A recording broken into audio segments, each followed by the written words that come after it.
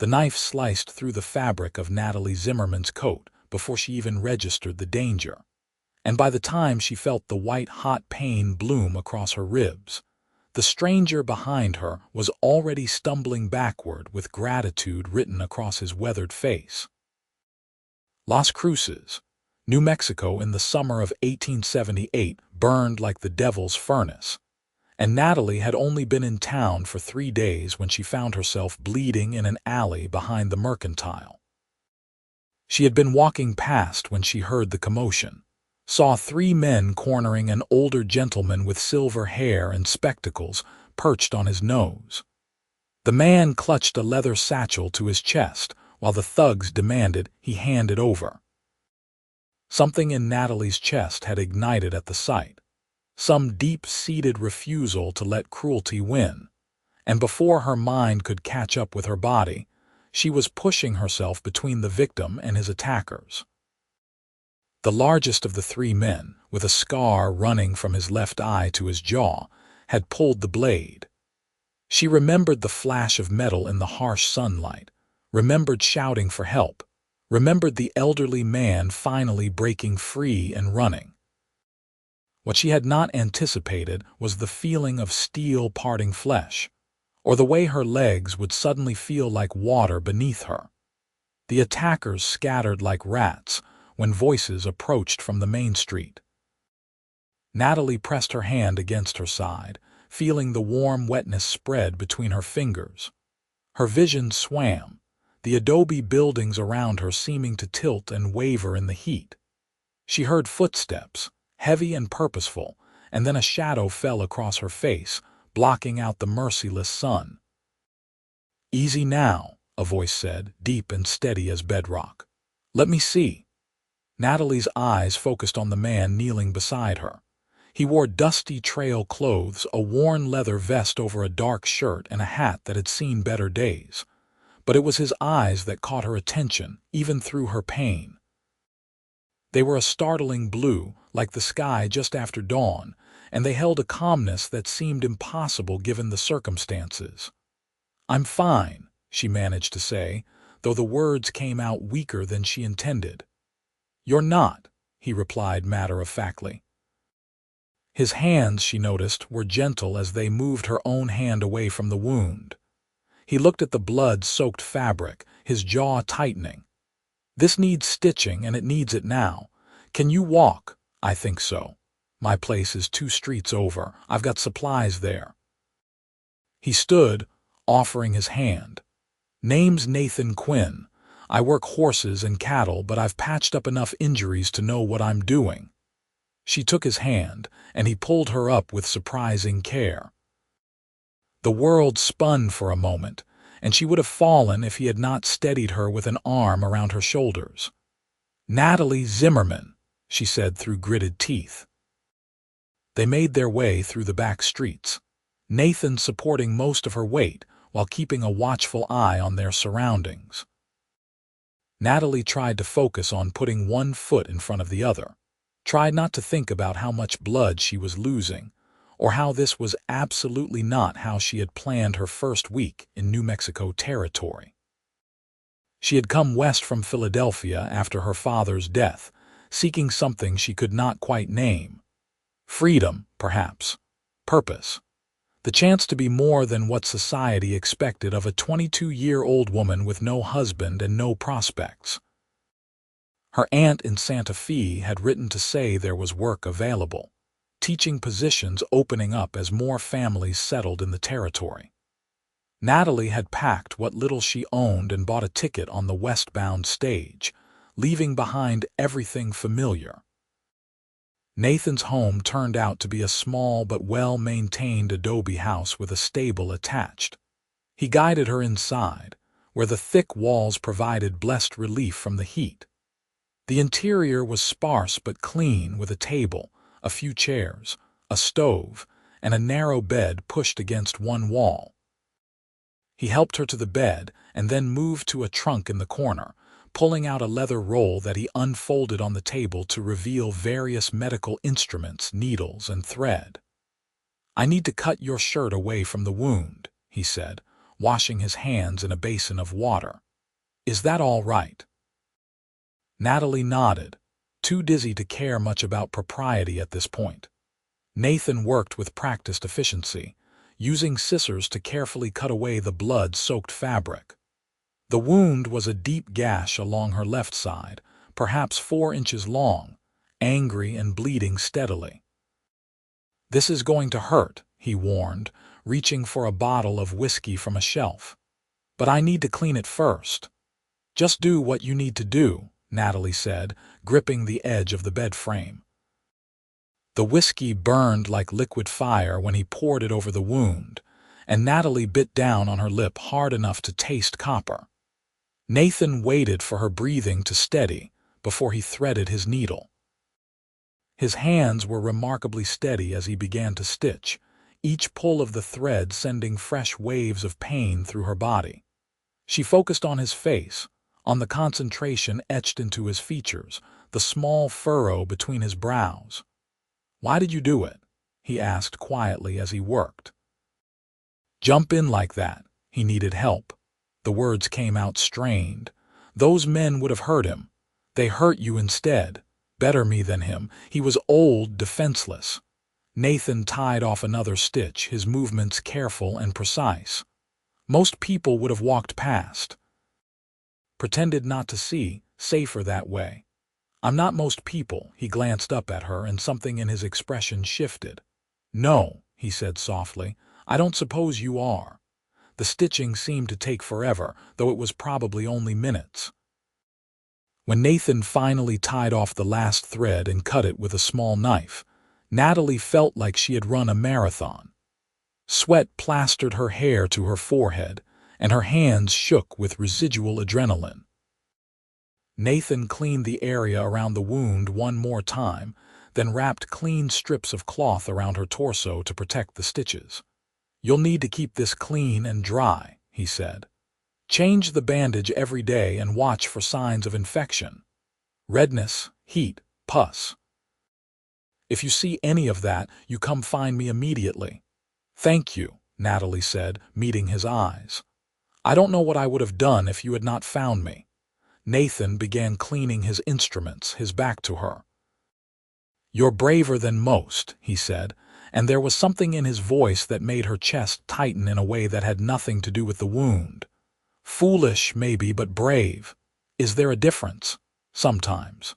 He turned back to her, a ghost of a smile on his lips. "Where are you staying?" "I'll take you back when you're ready. The boarding house on Main Street, Mrs. Henderson's place." "I know it. Good woman, Mrs. Henderson." He poured her a cup of water from a pitcher. "Drink this. You need to replace what you lost." Natalie sipped the water, grateful for the coolness on her parched throat. Now that the immediate crisis had passed, she found herself studying Nathan more closely. He was probably in his late 20s, with sun-bronzed skin and dark hair that curled slightly at his collar. There was a quiet competence about him, a self-assurance that came from someone who knew their own capabilities and did not feel the need to prove anything to anyone. "Have you always lived in Las Cruces?" she asked. "Born in Texas, but I've been here about 5 years. Came looking for work and found I liked the territory well enough to stay." He sat down in one of the chairs, turning it to face her. "What about you? You're new here. How can you tell? Your clothes, for one thing. That coat you were wearing is Eastern-made, too heavy for this climate. And I know most folks in town, at least by sight. I'd remember you."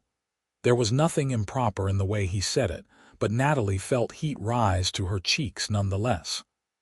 "I arrived from Philadelphia 3 days ago. I'm supposed to continue to Santa Fe next week to take up a teaching position." "Supposed to?" She gestured ruefully at her bandaged side. "This might delay my plans somewhat. You'll need at least 2 weeks before you should be traveling," Nathan said firmly. "Those stitches need time to heal, and a stagecoach ride would tear them right open." Natalie's heart sank. She had limited funds, and every extra day in Las Cruces meant money spent on room and board that she could not spare. Nathan seemed to read the worry on her face. "I'll talk to Mrs. Henderson," he said. "She owes me a favor. I broke a wild Mustang for her nephew last year. I'm sure we can work something out. I don't want charity. It's not charity. It's neighbors helping neighbors. That's how we survive out here." He stood, retrieving a clean shirt from a peg on the wall. It was far too large for her, but it would do until she could get back to her own things. Arms up carefully. She let him help her into the shirt, gritting her teeth against the pull on her stitches. When she was decent, Nathan offered his arm again. Ready, the walk back to the boarding house was slower than their journey to Nathan's home had been. Natalie's strength was flagging, and by the time they reached Mrs. Henderson's front door, she was leaning heavily on Nathan's support. The landlady, a plump woman in her 50s with kind eyes and a no-nonsense demeanor, took one look at them and ushered them inside with a flurry of concerned exclamations. Nathan explained what had happened, while Mrs. Henderson settled Natalie into a chair in the parlor. The older woman's face cycled through shock, anger at the attackers, and finally settled on fierce protectiveness. "You'll stay right here until you're healed, and I won't hear another word about the cost," Mrs. Henderson declared. "Anyone brave enough to defend Abraham Fletcher deserves whatever help we can give." "Abraham Fletcher?" Natalie asked. "The man you saved," Nathan explained. "He's the territorial judge. He was carrying court documents in that satchel. If those men had gotten their hands on them, they could have destroyed evidence in an upcoming trial." "I didn't know," Natalie said faintly. "I just saw someone who needed help." Mrs. Henderson patted her hand. "Which makes it all the more admirable, dear. Now let's get you upstairs and into bed. You look ready to faint." Nathan helped her up the stairs to her room, Mrs. Henderson fussing along behind them. Once Natalie was settled in her bed, the landlady went to fetch some soup and bread, leaving Nathan and Natalie alone for a moment. "Get some rest," Nathan said, adjusting the curtains to block out the harsh afternoon light. "I'll check on you tomorrow. You don't have to do that, I know." He paused at the door, his hand on the frame, "But I will anyway." After he left, Natalie lay in the dim room, her side throbbing with each heartbeat. She should have felt afraid, or at least shaken by what had happened.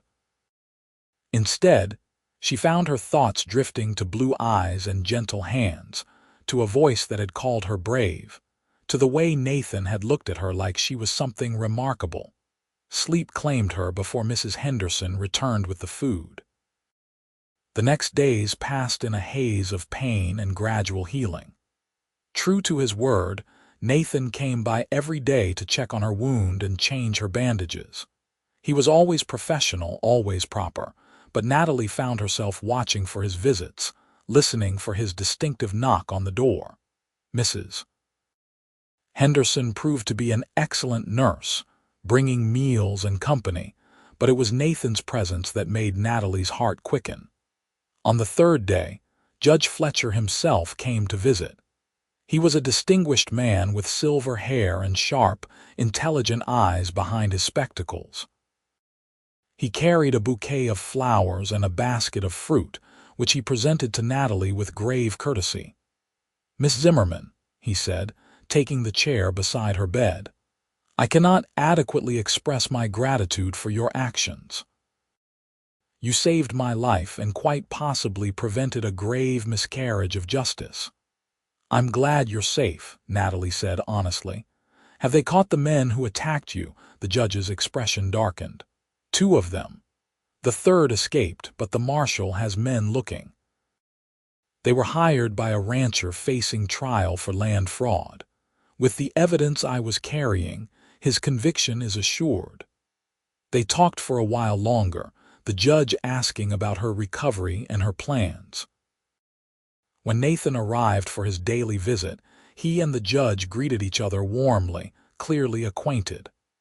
After the judge left, Nathan set about examining her stitches with his usual careful attention. "Healing well," he pronounced. "No sign of infection. You're fortunate. I had a good doctor." Natalie watched him work, noting the way the afternoon light caught in his dark hair. "Nathan, why are you doing this? You barely know me." His hands stilled for a moment. "When I first came to this territory, I got thrown from a green horse and broke my arm badly. A rancher named Tom Whitaker found me, set the bone, and put me up for 2 weeks until I could work again. Never asked for payment, never expected anything in return. When I asked him why, he said it was because someone had done the same for him once, and that's how things worked out here. You take care of people when they need it, because someday you might be the one who needs taking care of." He finished wrapping the fresh bandage and sat back. "I suppose I'm paying forward what Tom did for me. Plus," and here his eyes met hers with unexpected warmth, "you did something remarkable. Most people talk about courage, about doing the right thing. You actually did it without hesitation, without thinking about the cost to yourself. That's rare, Natalie. That's worth preserving." The way he said her name, soft and careful, made something flutter in her chest. "You called me foolish too," she reminded him, trying to lighten the suddenly charged atmosphere. "Foolish and brave often go hand in hand." He smiled then, a real smile that transformed his serious face into something almost boyish. "The best people I've known have been a little of both." After that day, their conversations began to extend beyond medical matters. Nathan would sit with her for an hour or more, telling her about the territory, about the horses he trained, about the vast open spaces that stretched in every direction. Natalie told him about Philadelphia, about growing up in a city of cobblestones and gaslights, about losing her mother young and watching her father slowly succumb to grief and illness. "Is that why you came west?" Nathan asked one evening, the sunset painting the sky outside her window in shades of orange and gold.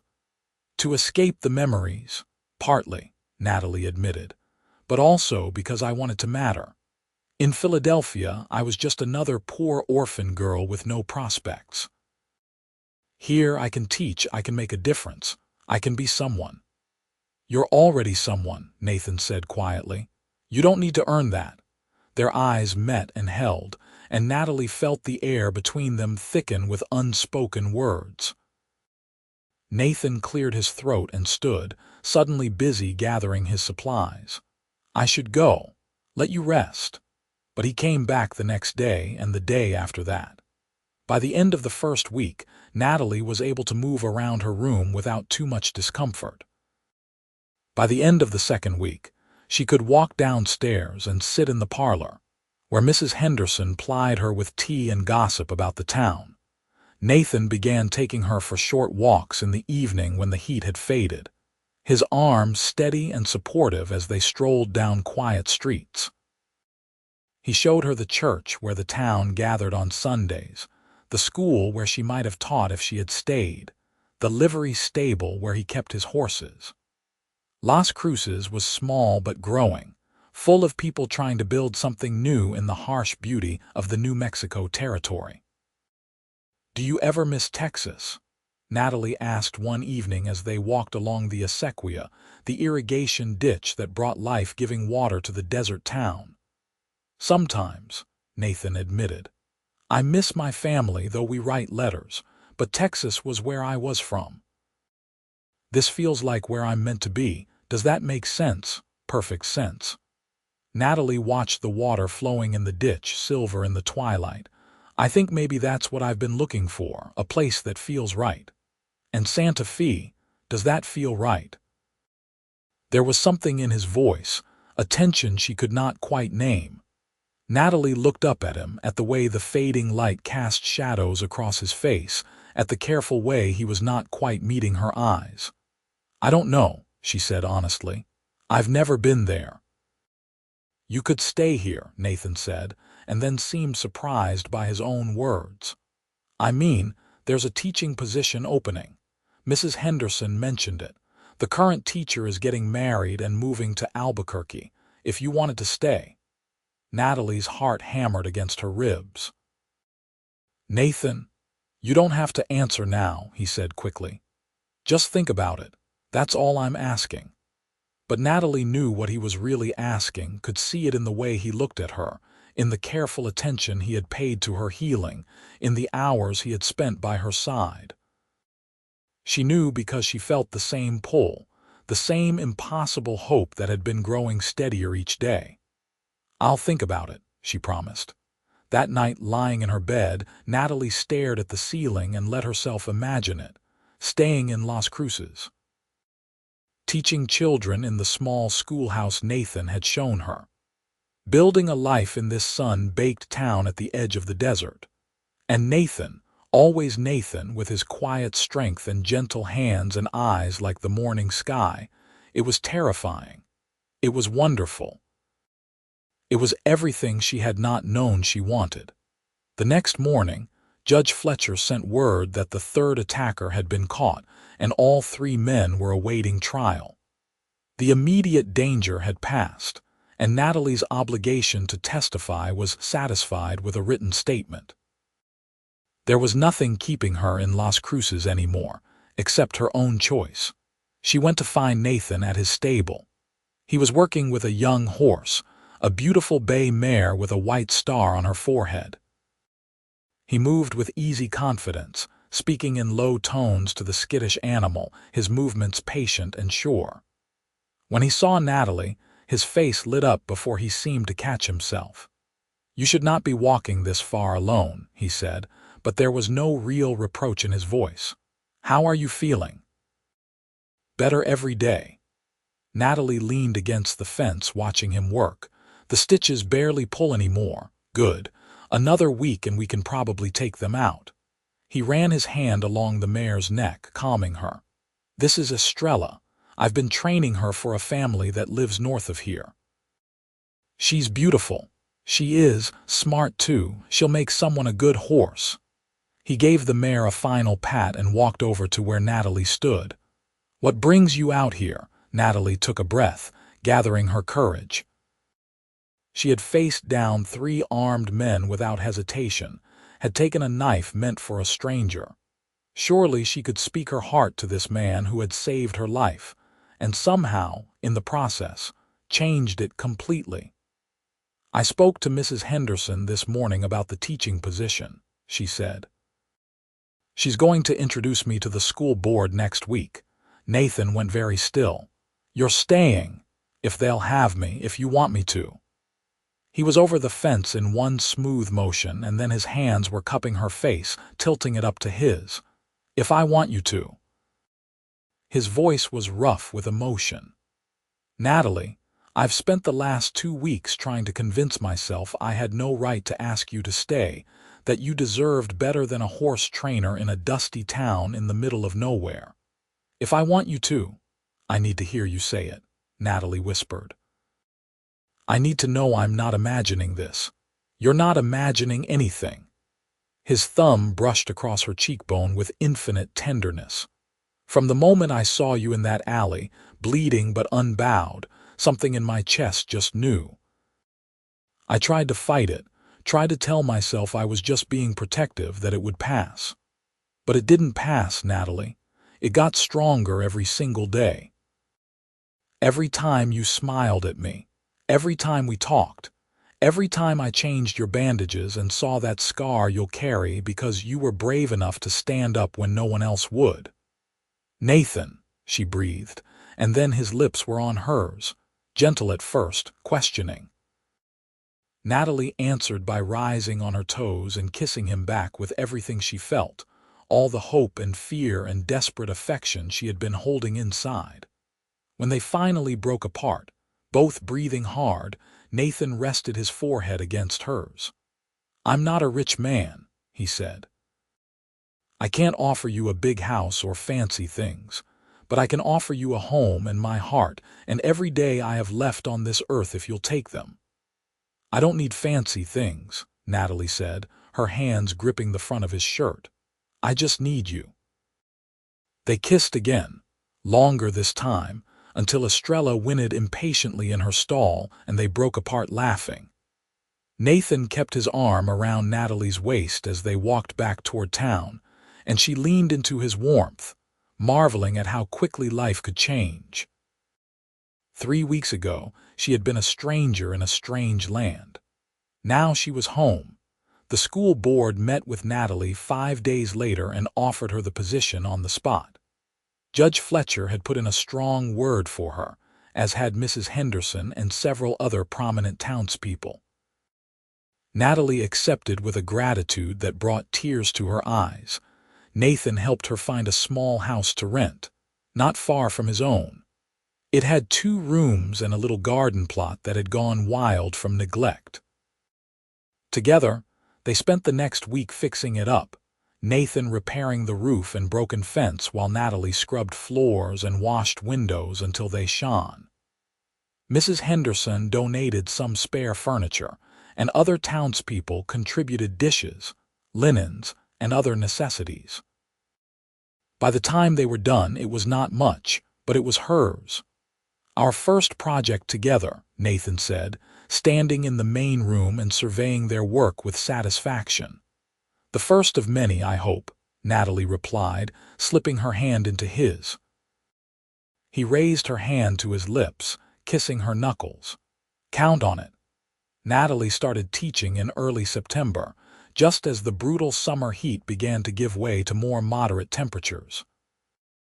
She had 15 students ranging in age from 6 to 14, a mixture of Mexican and Anglo children who eyed her with cautious curiosity on that first day.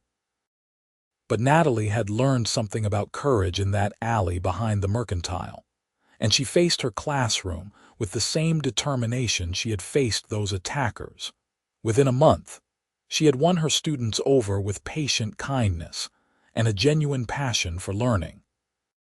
She taught them reading, writing, arithmetic, history, and geography, painting word pictures of the wider world while never diminishing the value of their own culture and heritage. Several of the Mexican children spoke little English when they started, but Natalie worked with them patiently, learning Spanish phrases herself to help bridge the gap. Nathan was a constant presence in her life, courting her with a sweet earnestness that made her heart swell. He brought her flowers he picked from the desert, bright blooms that somehow thrived in the harsh landscape. He took her riding on gentle horses, showing her the beauty of the territory beyond the town. They had dinner together most evenings, sometimes at her house, sometimes at his, sometimes at Mrs. Henderson's boarding house where the landlady watched them with fond approval. It was after one of these dinners in late October, when the evening air had finally turned cool, that Nathan walked Natalie home and lingered on her doorstep, his hands clasped loosely around hers. "Natalie," he said, his voice carrying a nervous edge she rarely heard from him. "I know we've only known each other a few months. I know some people would say it's too soon. But out here, life is uncertain. We don't have the luxury of waiting years to be sure of something we already know." Her heart began to pound as he released one of her hands to reach into his pocket. When his hand emerged, it held a simple gold band with a small turquoise stone set in the center. "I love you," Nathan said, his blue eyes locked on hers with fierce intensity. "I love your courage and your kindness and the way you see the best in people. I love how you laugh and how you think and how you never back down from a challenge. I want to spend the rest of my life making you happy if you'll let me. Natalie Zimmerman, will you marry me?" Tears spilled down Natalie's cheeks as she nodded, unable to speak past the lump in her throat. Nathan slipped the ring onto her finger, a perfect fit, and then swept her into his arms, lifting her off her feet as he kissed her. When he set her down, they were both laughing and crying at once. "Yes," Natalie finally managed to say. "Yes, 1,000 times yes." They were married in November, in the small church Nathan had shown her on one of their first walks together. Judge Fletcher officiated, his voice rich with emotion as he pronounced them husband and wife. Half the town attended, crowding into the pews and spilling out into the churchyard. Mrs. Henderson cried openly, and even some of the rougher cowboys who knew Nathan from his work looked suspiciously misty-eyed. Natalie wore a simple white dress that Mrs. Henderson and several other women had helped her sew, with lace at the collar and cuffs. Nathan wore his best suit, his hair neatly combed, his eyes never leaving his bride's face. When he kissed her after the vows, sealing their promises, Natalie felt like her heart might burst from happiness. The reception was held at the boarding house, with food and music and dancing that lasted well into the night. Nathan's family had made the journey from Texas for the wedding, and Natalie was welcomed with open arms by his parents and 3 siblings. They were warm, generous people, and she could see where Nathan had learned his quiet strength. "You take care of our boy," Nathan's mother said, embracing Natalie tightly, "and he'll take care of you right back. That's how it works with the Quinn men." "I will," Natalie promised. "I love him so much." "I know you do, honey. I can see it every time you look at him." When the last guests had finally left and the newlyweds returned to Nathan's house, which was now their house, Nathan carried Natalie over the threshold with exaggerated ceremony that made her laugh. He set her down gently in the main room, mindful of her scar, which was now fully healed but would always be a part of her. "Mrs. Quinn," he said, testing out the name with obvious pleasure. "How does it feel?" "Perfect," Natalie said, reaching up to loop her arms around his neck. "Everything about this feels perfect." They made love slowly that night, Nathan worshiping every inch of her body with reverent attention, tracing the scar on her side with gentle fingers. "My brave, beautiful wife," he murmured against her skin, and Natalie had never felt more cherished, more seen, more completely herself. Life settled into a comfortable rhythm after the wedding. Natalie taught during the day while Nathan worked with his horses. In the evenings, they cooked dinner together, sat on their small porch watching the desert sky turn impossible shades of pink and orange, talked about their days and their dreams. On Sundays, they went to church and then visited with friends, becoming increasingly woven into the fabric of the community. Winter came to Las Cruces, bringing cooler temperatures and occasional rain that turned the desert briefly green. Natalie's students progressed in their studies, and she felt a deep satisfaction in watching them learn and grow.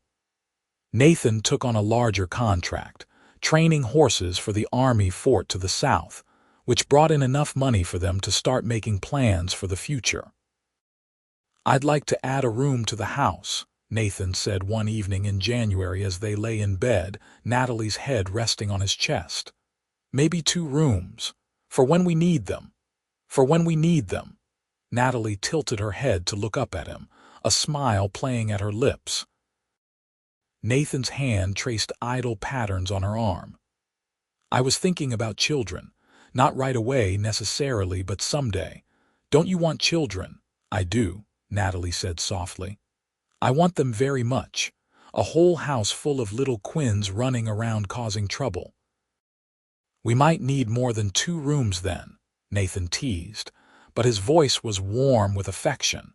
By spring, they had broken ground on the addition. Nathan did most of the work himself with help from friends and neighbors, the community coming together in the way that was so common in the territory. By summer, the house had 2 new bedrooms and a larger kitchen, and Natalie had discovered she was pregnant. She told Nathan on a warm June evening, taking his hand and placing it on her still flat stomach. "We're going to need those rooms sooner than we thought," she said, watching his face carefully. Understanding dawned slowly, and then Nathan let out a whoop of joy that probably woke half the neighborhood. He picked her up and spun her around, careful despite his excitement, and then set her down and kissed her with passionate intensity. "A baby," he kept saying, wonder in his voice. "We're having a baby." "Are you happy?" Natalie asked, though she could see the answer written all over his face. Happy doesn't begin to cover it. He knelt down and pressed a kiss to her stomach. "Hello in there, little one. I'm your father, and I already love you more than I knew was possible." The pregnancy was relatively easy, for which Natalie was grateful. She continued teaching through the fall, finally stopping in December when she grew too large to comfortably stand for long periods. The community rallied around them again, women bringing baby clothes and blankets, offering advice and support. Mrs. Henderson appointed herself an honorary grandmother, fussing over Natalie with affectionate bossiness. Nathan was incredibly attentive, waiting on her hand and foot, reading to her in the evenings, rubbing her swollen feet and aching back. He talked to her belly constantly, telling their unborn child stories about horses and the desert, singing off key lullabies that made Natalie laugh. "You're going to be a wonderful father," she told him one night. "I'm going to try," Nathan said seriously. "I want to give our children everything. Not just things, but love and security and the knowledge that they can be anything they want to be. The way your father loved you, the way my parents loved me." Their son was born on a cold February morning in 1880, just as the sun rose over the Organ Mountains to the east. The labor was long and difficult, and there were moments when Nathan, pacing anxiously in the next room, feared he might lose them both. But Natalie was as brave in childbirth as she had been in that alley nearly 2 years ago, and when the baby's first cry split the air, Nathan felt his knees go weak with relief. The midwife, an experienced Mexican woman named Señora Garcia, cleaned the baby and wrapped him in a blanket before bringing him to Nathan. "You have a son," she said with a tired smile. "Strong and healthy. Your wife wants to see you both." Nathan entered the bedroom on shaking legs. Natalie lay propped against pillows, her hair damp with sweat, her face exhausted but radiant. He sat carefully on the edge of the bed and placed their son in her arms. "He's perfect," Natalie whispered, touching the baby's tiny fist. "Look at him, Nathan. We made this perfect little person." "You did all the hard work," Nathan said, his voice thick with emotion. He touched his son's downy dark hair with one gentle finger. "What should we name him?" They had discussed names for months without settling on anything. But looking at their son now, his eyes squeezed shut, his mouth working as he searched for food, Natalie knew. "James," she said. "After my father, James Fletcher Quinn." "James Fletcher Quinn," Nathan repeated, testing it out. "It's a strong name. Welcome to the world, James." Little James Quinn proved to be a demanding infant, keeping his parents up at all hours with his lusty cries. But neither Nathan nor Natalie minded, too enchanted with their son to begrudge the lost sleep. Nathan proved as patient with his son as he was with his horses, walking James around the house for hours when the baby was fussy, changing diapers without complaint, taking the night shift so Natalie could rest. "You're a natural at this," Natalie said one night, watching Nathan rock their son back to sleep. "He's easy to love," Nathan replied simply, "just like his mother." When James was 3 months old, Natalie returned to teaching part-time, bringing the baby with her to school. The children were fascinated by the infant, and the older girls took turns helping watch him during lessons. It was not conventional, but this was the frontier, and people made things work however they could. Life continued its steady rhythm. James grew from infant to toddler, taking his first steps in the packed dirt yard behind their house, speaking his first words, developing a personality that was equal parts stubborn determination and sweet affection. Natalie watched her husband with their son and fell in love with him all over again, seeing the tenderness and patience he brought to fatherhood, When James was 2, Natalie became pregnant again. This time, she was less anxious, more confident in what to expect. Their daughter was born in the spring of 1883, a beautiful baby with Nathan's blue eyes and Natalie's dark hair. They named her Sarah Rose Quinn, and if possible, Nathan fell even harder for his daughter than he had for his son. "She's going to have me wrapped around her little finger," Nathan said, cradling Sarah with practiced ease. "I can already tell." "She already does," Natalie said with a laugh. "You've been making ridiculous faces at her for the past hour. She likes it. Look, she's smiling." "That's gas, Nathan." "It's a smile," he insisted stubbornly, and Natalie did not have the heart to argue. Life was full and busy and sometimes overwhelming, but it was also rich with love and purpose. Natalie continued teaching, watching her students grow and succeed, taking pride in their accomplishments. Nathan's business thrived, his reputation as a skilled horse trainer spreading throughout the territory. They added another room to the house, then a proper barn, then a larger porch where they could sit in the evenings and watch their children play. James grew into a curious, energetic boy who followed his father everywhere, desperate to learn about horses and ranching. Sarah was quieter but no less determined, with a fierce independence that reminded everyone of her mother. They squabbled and played and drove their parents to distraction in the way of all siblings.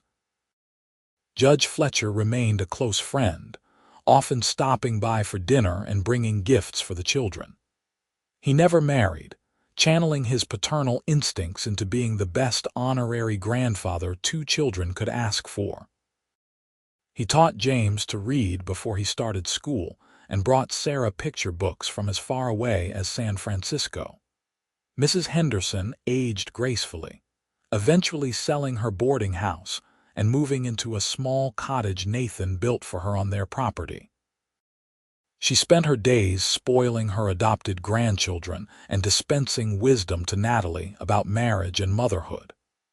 When she passed away peacefully in her sleep in the spring of 1888, the entire town mourned, and Natalie wept for the woman who had been her first friend in New Mexico. More children followed, a son they named Thomas in 1885 and another daughter, Elizabeth, in 1887. The house grew with their family, expanding in fits and starts as need and resources allowed. Nathan hired help for his training business, taking on a young man named Miguel as an apprentice, who proved to have a gift with horses. On a warm evening in late summer of 1889, Natalie sat on the porch watching her 4 children play in the yard while Nathan worked in the barn. James was 11 now, tall and gangly, helping his father more than playing. Sarah, at 6, was organizing her younger siblings into some elaborate game of her own devising. Thomas followed her lead eagerly while 2-year-old Elizabeth toddled between them, shrieking with laughter.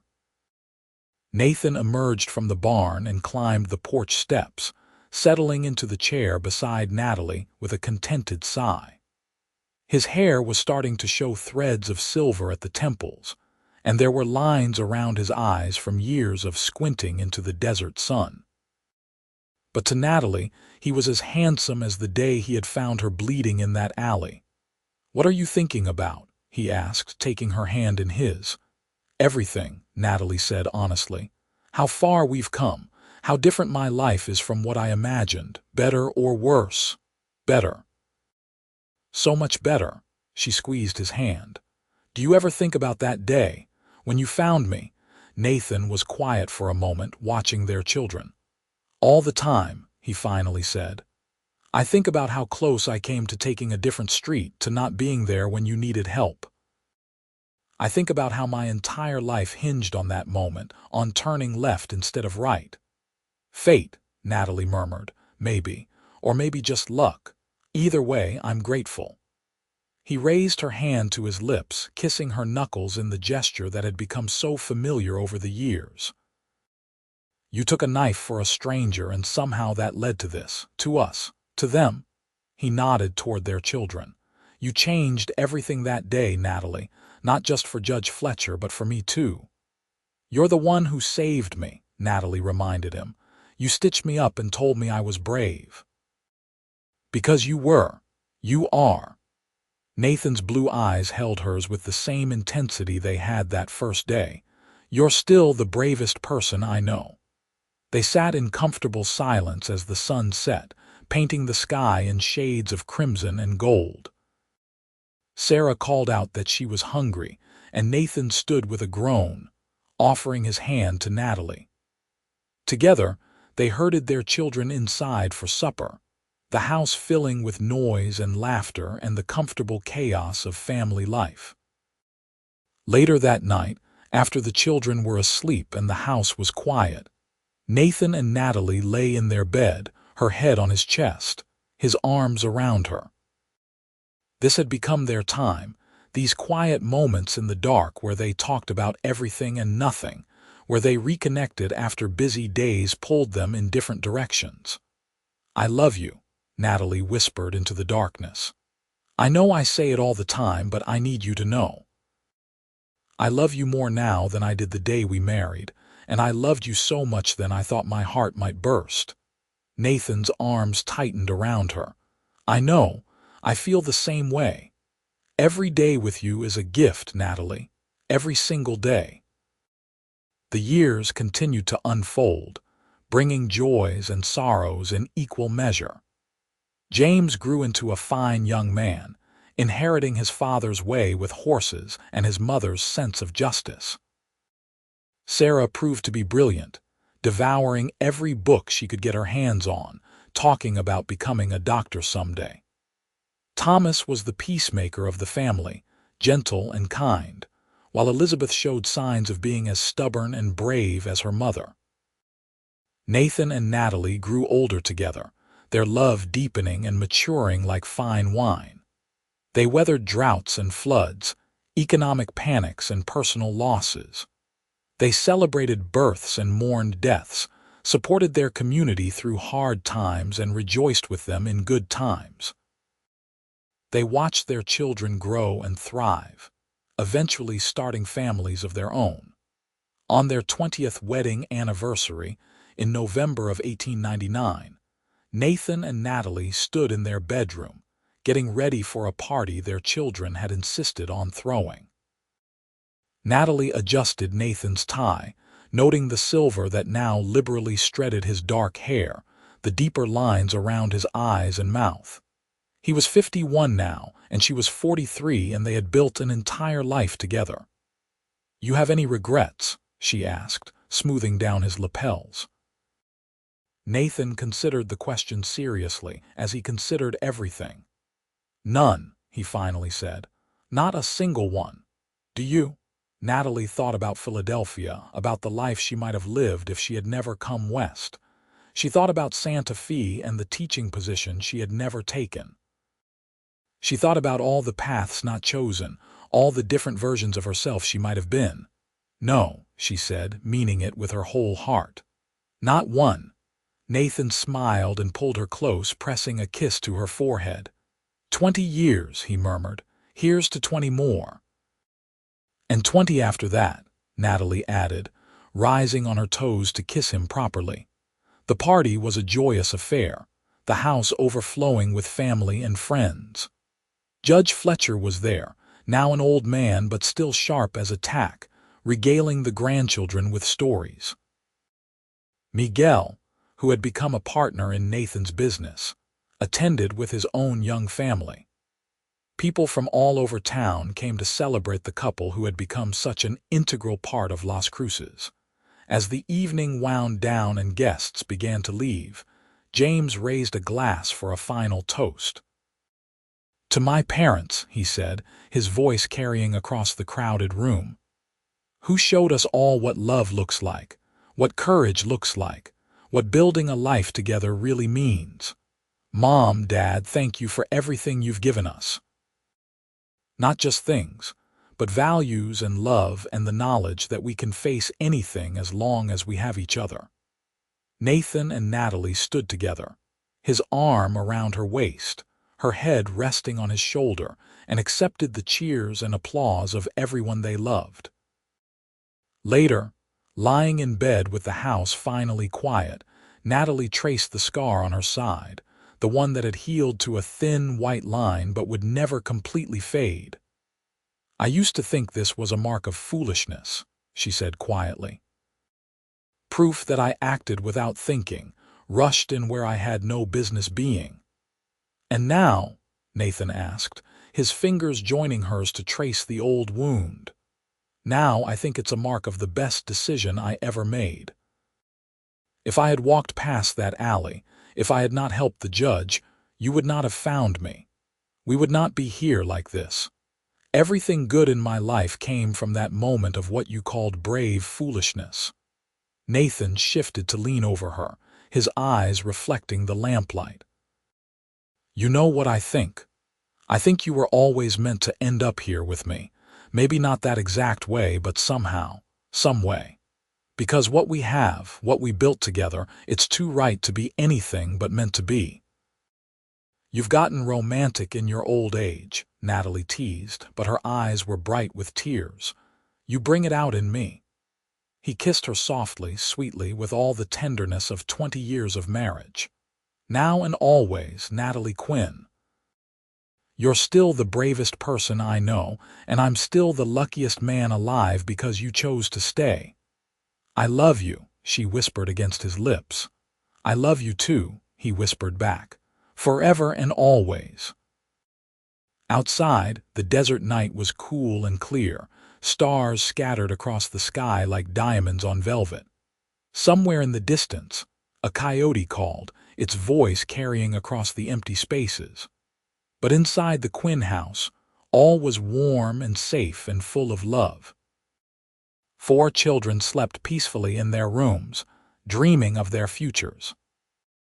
And in the main bedroom, Nathan and Natalie held each other close, grateful beyond measure for a chance encounter in an alley, for courage and kindness, for stitches and whispered words, for a love that had grown from desperate circumstances into something beautiful and lasting and true. Their story had begun with blood and bravery, with a knife wound and gentle hands, with 3 simple words that had proven prophetic. "You're braver than most," Nathan had told her that first day, and in the years that followed, she had proven him right again and again. But so had he proven brave in his own way, brave enough to love fully, to commit completely, to build a life and family in an unforgiving land. Together, they had created something remarkable, and as they drifted off to sleep in each other's arms, both knew with absolute certainty that they would not change a single moment of their shared journey. This was their happily ever after, hard-won and deeply cherished, and it was more than either of them had ever dared to dream.